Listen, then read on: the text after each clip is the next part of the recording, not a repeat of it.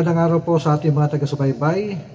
Ito pa rin po ang inyong lingkod, Jason De Asis sa JJ Channel na magbabahagi ng ilang issue para sa ating bansa. Sa panahong ang katotohanan ay madalas natatabunan ng ideological na propaganda at mapanlinlang na politika, higit kailanman ay kailangan natin ng mga leader na matapang, mga pinunong hindi natitinag sa harap ng kasinungalingan, kundi patuloy na itinataguyod ang interes ng bayan.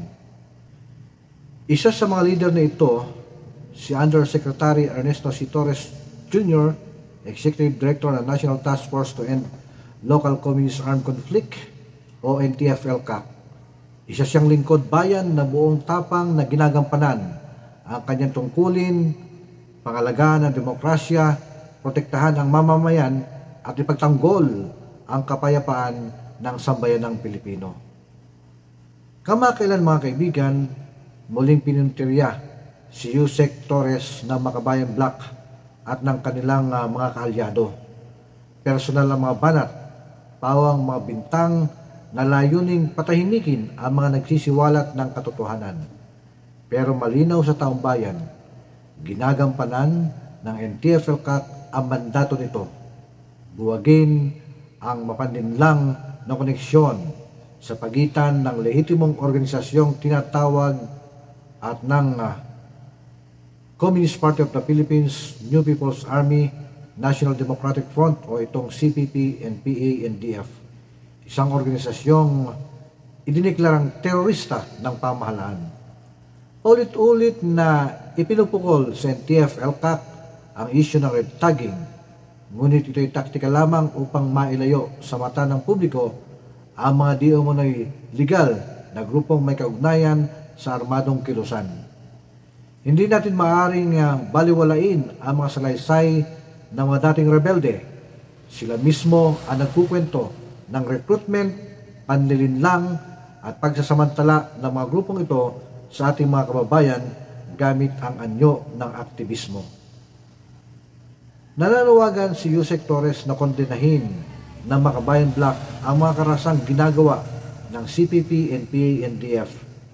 Pangungutong, pag-recruit ng minor de edad, pananambang sa ating mga sundalo at pulis, ngunit nanatiling tikom ang kanilang bibig, tahimik, at ang katahimikan ito.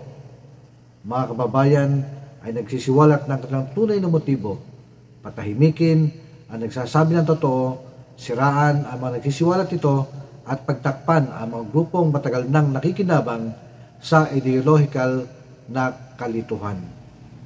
Dagdag pa rito, kitang-kita rin ang manipulasyon ng katotohanan tulad ng pagtanggi na may hatol si Representative Franz Castro ng Alliance of Concerned Teachers o ACT at ang paggamit ng mga maling larawan para sa kanilang propaganda, lantarang panlilinlang sa publiko.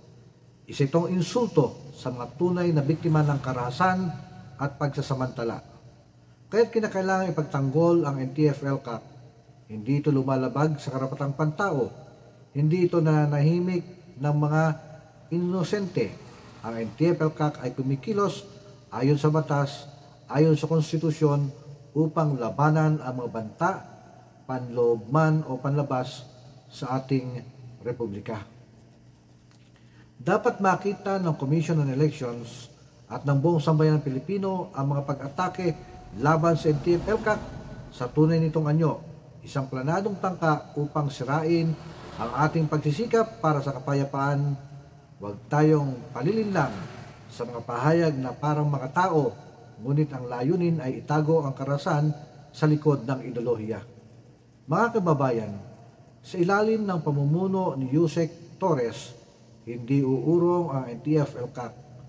Patuloy nitong isusulong ang advokasya upang imulat, ugnay at palayain ang mga komunidad mula sa panlilinlang na mga huwad na ideolohiya na nagkukubli sa anyo ng aktivismo sa panahong ito. Higit kailanman, kailangan nating manindigan para sa katotohanan. At bilang isang bayan, dapat tayong manindigan kasama ang mga taong may lakas ng loob na ipaglaban ito. Maraming salamat po sa inyong pagsubaybay. Ito pang muli, Jason De Asis sa JDA Channel. ugaliing tumutok.